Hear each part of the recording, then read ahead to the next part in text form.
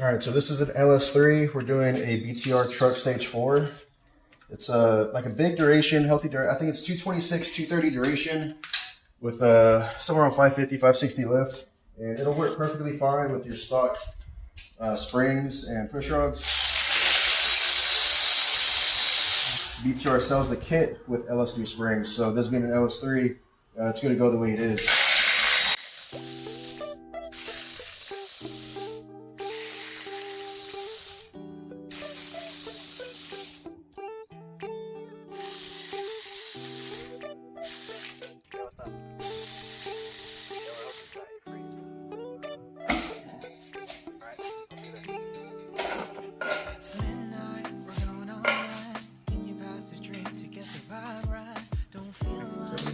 So this LS3 is out of a 2010 C6. It's going to this 70 Chevelle. If you want to catch that. It's a badass project.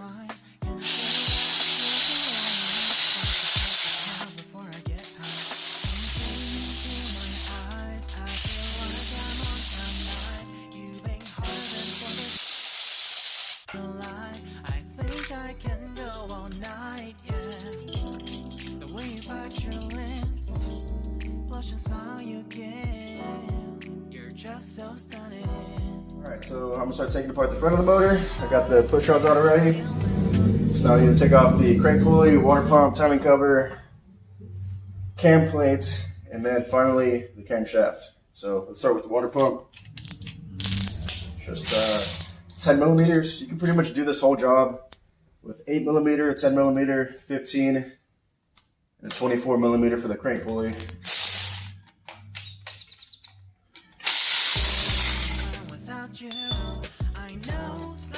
How'd you come across this motor?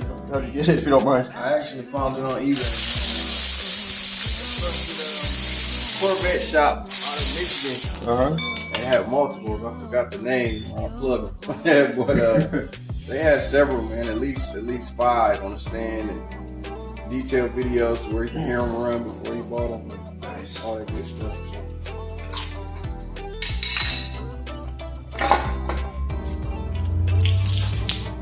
So.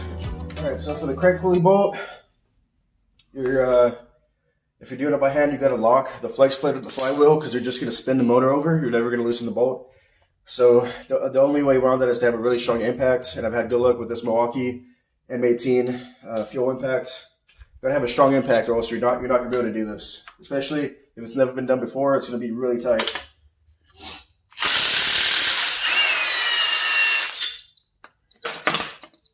I'm just working on removing the crank pulley. Got this kit off of Amazon. It's only like a $30 kit maybe. It comes with a special rod. Because not all kits come with this extra long rod. The LSs need it's at least a 6-inch rod to go down the center. This kit does come with it. I'll link it in the description.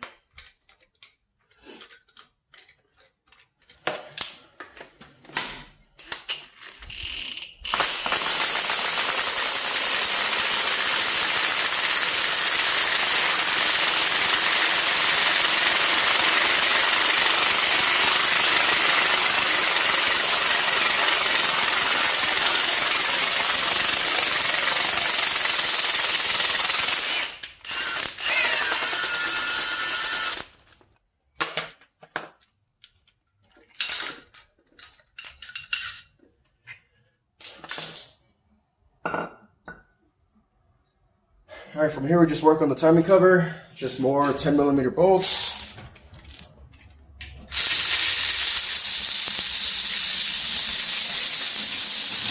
Don't forget about these two, they go through the oil pan. They're technically oil pan bolts, but they go right into the timing cover.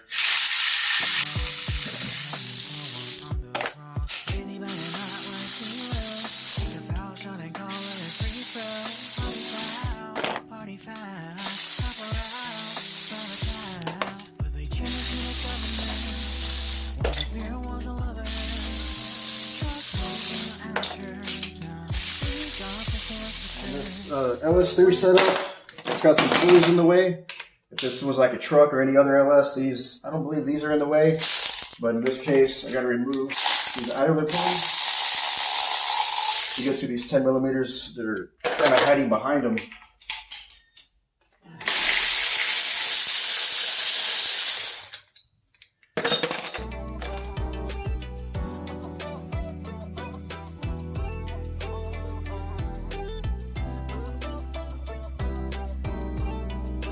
Let's pop off the tongue cover. I needed a flathead screwdriver. This sucker's on this motor. It's all original. Original motors are a little bit trickier to take apart. Everything's really sealed up nice and good. This motor is really clean, because if it was a high mile abused motor, there'd be a bunch of gunk, like old deposits and stains. It kind of turns orange and like varnish, but this motor is really clean. You can tell that they took care of it, even behind the pan. So yeah, it's looking real good. From here, what I like to do is go ahead and get it at top dead center, cylinder 1. I like to line up the dots on the cam gear and the crank gear, so that way when I pull the camshaft out, it's already in time. So let's go ahead and do that. So on this LS3, it's a single bolt cam. What you're looking for is this mark here. That should be at 6 o'clock. There's going to be a mark on the oil pump sprocket. It should be at 12 o'clock. And this little dowel pin is always going to be at 3 o'clock. That's how you know you're in the right orientation. You're good to go. Same size as the 24 millimeter. Same thing as the crank pulley bolts. Again, you're going to need a strong impact, or else you're just going to be spinning over the motor. If you don't have an impact, you got to lock the flex plate on the flywheel. Same thing as the crank, because it's just going to be spinning.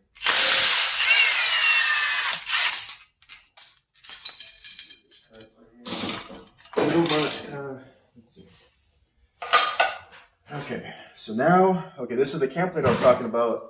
This is what controls the thrust of the cam. It keeps it in the right depth. So that should be a T40 Torx. All right, be careful not to strip these. If you strip these, they were a pain in the ass to get out. You gotta drill, and it's not fun. So make sure you get it right the first time. I know, because I've done it.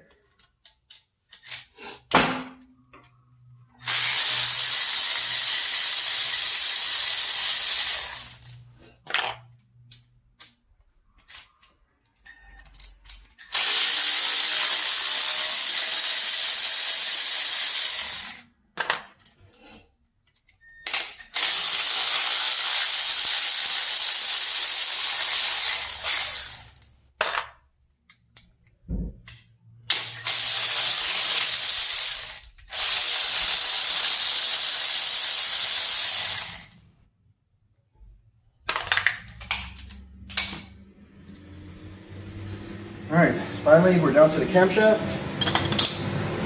So at this point, this is where a lot of people kind of get intimidated, and this is why they would kind of be afraid to do it themselves, is they don't know how to hold the lifters up. Because a lot of people think the only way to get to the lifters and hold them up is to pull the heads off, but you don't have to do that. You could just buy a 50-cent 1-dowel rod, and it's actually got holes here. No galleys, you just slip it in and it sandwiches the lifters into the block. But before you do that, so you got to spin the cam. Go ahead and put the cam in there, spin it over really fast. And what that's going to do, it's going to push at the lifters. And LSs have lifter trays. The trays are going to hold the lifters up and away from the cam. It's going to let you pull it out without binding up or anything. So just go ahead and spin it over.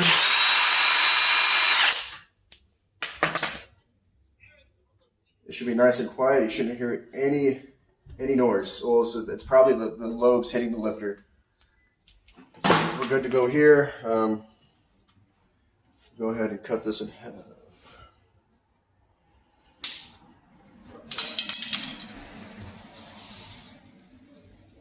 So really, I could probably get away, especially on low mile engines. Like on this one, it's supposed to have like 40,000. The trays alone to hold the lifters up out of the way.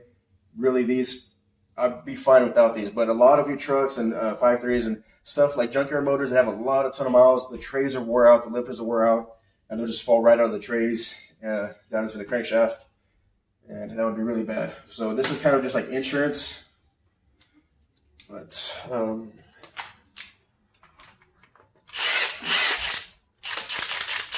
always kind of a pain pulling out a single bolt cam because you don't have leverage. All right, so even though you have the dowel rods in there, cam's ready to come out, you still want to be quick about it. You don't want to risk the lifter falling, because that would just make it a fucking nightmare, honestly. So go ahead and prep the cam, put some assembly lube, oil, whatever you got, get it ready, because you still want to be quick about it. You don't want to risk a lifter falling. That's pretty much like worst case scenario. If the new cam you're getting is 3-bolt, you can reuse the water pump bolts as like a handle. Makes it a lot easier to remove and install. You can't do this with a single bolt. So let's get this ready to install.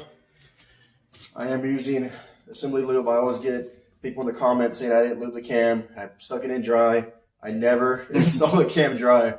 But if they don't see it for themselves, they don't believe me. So here, I'm lubing the cam.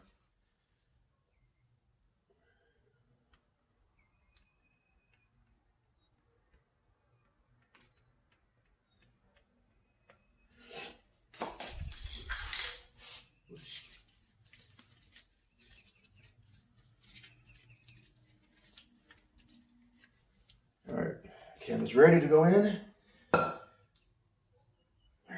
Here we go.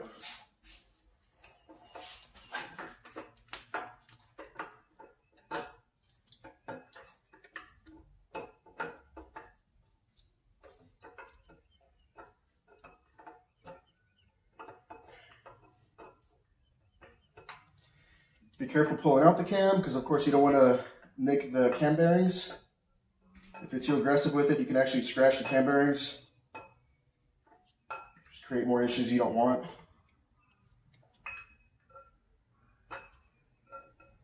You gotta rotate as you pull so the lobes get away from the bearings, and there you go.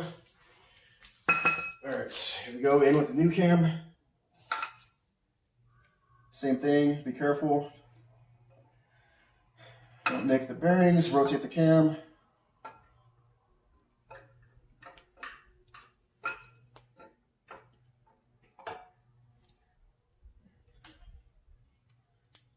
This motor is tight.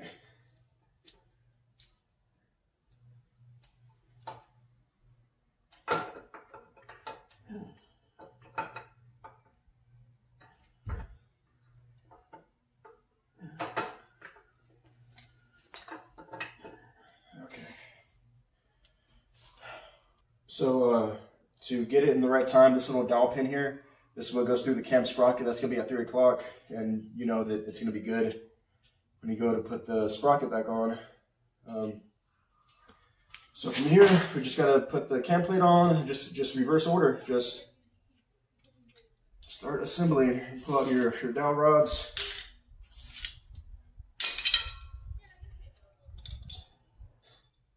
So, all right, on your cam plate, it's a good idea to use a little bit of Loctite.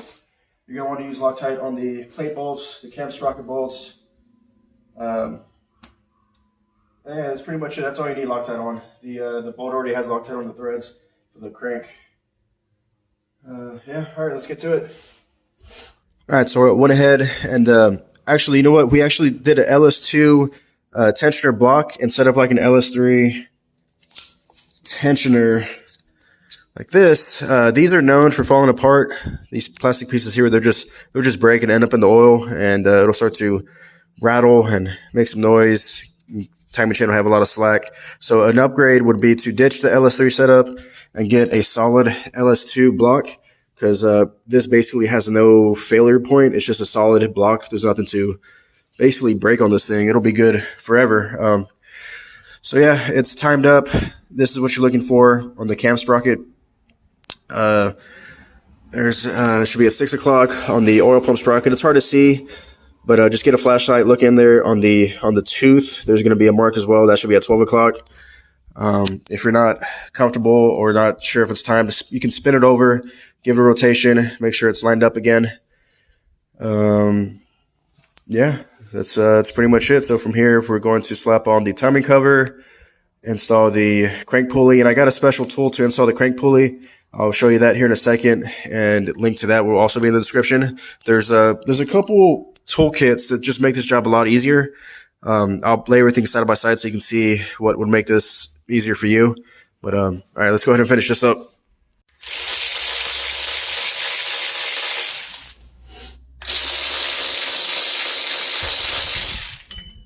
So for the timing cover, make sure you put some gasket maker in the seams where there's a point here where the timing cover, the block, and the oil pan, they all meet in a corner. So anytime you have like different surfaces meeting, you need some gasket maker. A gasket alone sometimes isn't good enough. So make sure you get some gasket maker in that corner and it should be fine. Okay, so now we can go ahead and install the crank pulley, and I'm going to show you the tool that makes it a lot easier, especially if the engine's inside of a car. You're not going to have room to, I don't know, some kind of backyard mechanics will put a block of wood and just hammer the pulley on there, but sometimes you don't have room to do stuff like that. You need the actual installation tool. And let me go get that. I'll be right back. So all it is an extra long threaded stud, pretty much. M16 by 20 is the LS crankshaft thread. Just run that in there. It's got this bearing built into a nut. And that's what's going to run the crank pulley onto the snout of the crankshaft.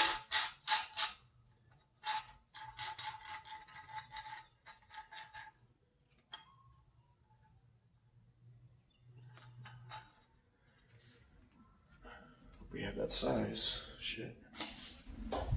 Alright, so you just gotta run in the pulley enough for the crank bolt to catch a couple threads. If it's only like one or two, you can risk stripping out the first couple threads on the crank. So I'm gonna pull out the installer and see if the bolt catches. If it does, we're good to go.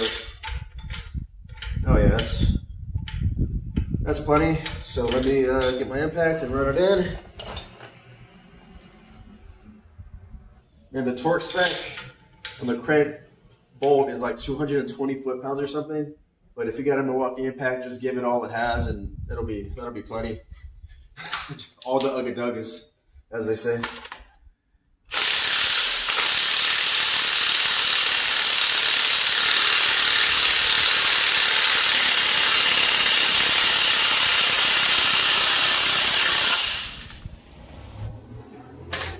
All right, so from here, we just got the water pump,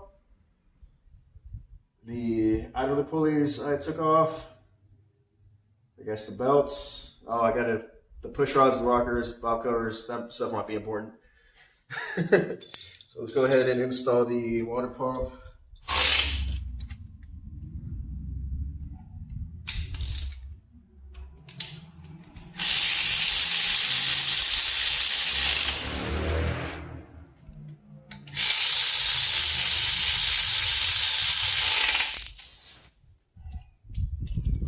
When you're done with the car, you're gonna paint it a certain color, or? Yeah, I'm gonna paint it red.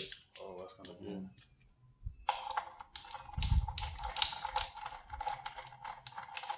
Place all the metal on it first, from the back to the front. The quarter panels, the trunk pan, the floor pan, everything, man. Doors, fenders, you know.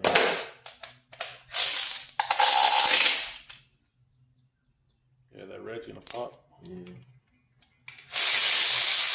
The dark colors are nice. I've had several black vehicles, but every time I have one, I hate keeping it clean. I say I'll never buy another one, but then I end up with another one. Keep it up with them, yeah. All right, front of the motor's finally done. Now it's just a matter of dropping in the push rods, torquing the rocker arms down, 22 foot-pounds, valve covers, coil packs, and that's it. Top of the motor is pretty much the easy part. That's nothing at all. It's just everything 8mm and 10mm. You can disassemble the top of the motor pretty quick. It's just all this. It takes a little bit of time. I'll show you know what. Let me show you how the lifters drop down. So I've gotten some questions on how the lifters are being held up and stuff like that. They don't trust that they're up, but you can hear the lifter fall when you put a push rod in there. All right, listen. So that's just the lifter falling, going out of the tray and going onto the lobe of the cam. You can hear it. So, all right, I'm gonna go ahead and drop all the push rods in. One more thing, a lot of people kind of hate on me a little bit for not marking the push rods and putting them on the exact spot they came out of. But that's more important on like the old school engines where you have to actually adjust the valve lash, where each individual rocker arm is adjusted for that specific valve. You have to have the clearances just right. If they're too tight, burn valves, too loose, it'll be ticking and making all kinds of noise. But LS's, the lifters absorb the clearances. It's not as critical. And especially on this one, it's a low mile engine. Everything, all the push rods are like in really great shape. They're nice and round. You can tell when they're worn because you'll see a mark. It won't be so round. It'll be flat on the tip, but all these are fine. Just gonna drop them in and get this thing finished up.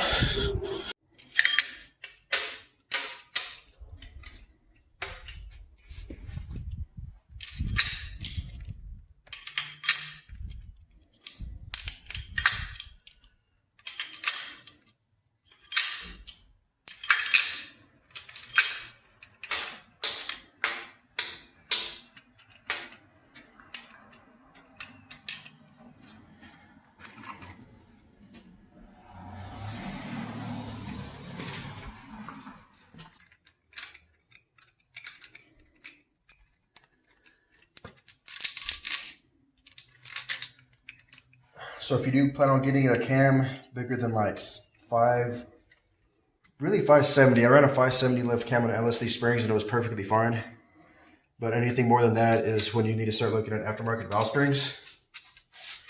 But the thing about aftermarket valve springs is they don't last forever. It's actually recommended to change aftermarket springs every, like, some people say 10, 15,000 miles. But I mean, these are factory springs. I mean, they go 100,000, 150,000 miles on these stock springs, so they're pretty much, you don't got to worry about them. All right, so on the rockers, I'm just going to run them in with the Milwaukee ratchet or whatever. But so this is one of the things I like to torque. There's a few things that got to be torqued, and this is one of them. It's 22 foot-pounds, and it's best to have it on the lobe, on the baseline of the cam, actually. So torque it down. Maybe give it a rotation, go over it again, do another pass, 22 foot-pounds. You don't have to use Loctite or anything on these, but for now, I'm just running it down. I'm going to go back over with the torque wrench.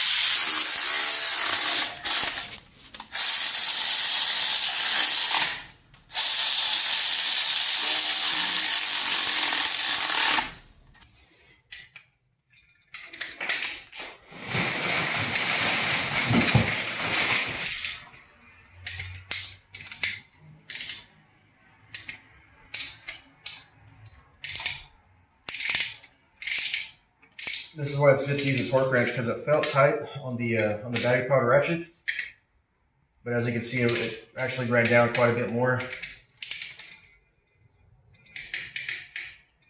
All right, so I'm going to give it a rotation. Like I said, I'm going to spin the motor over, do another pass, 22 foot-pounds, and it should be good.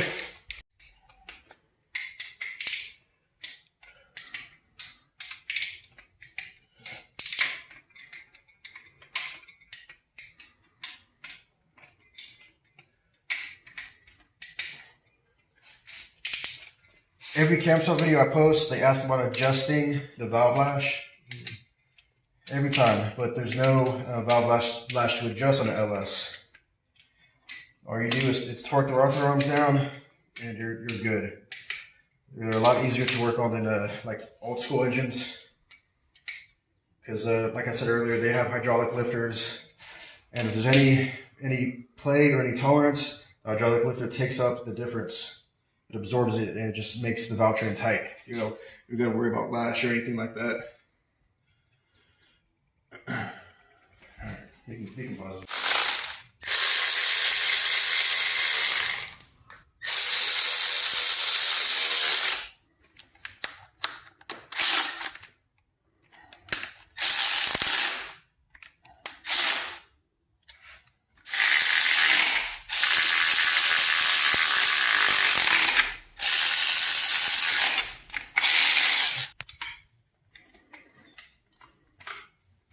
All right, guys, so that's a wrap on this one.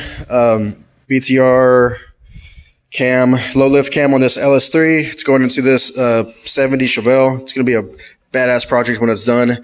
He's thinking about going 3200 stall. He's got a 4065E transmission. He's going to get a fresh paint job. It's basically going to be just badass all the way through. So can't wait to see that car when it's done.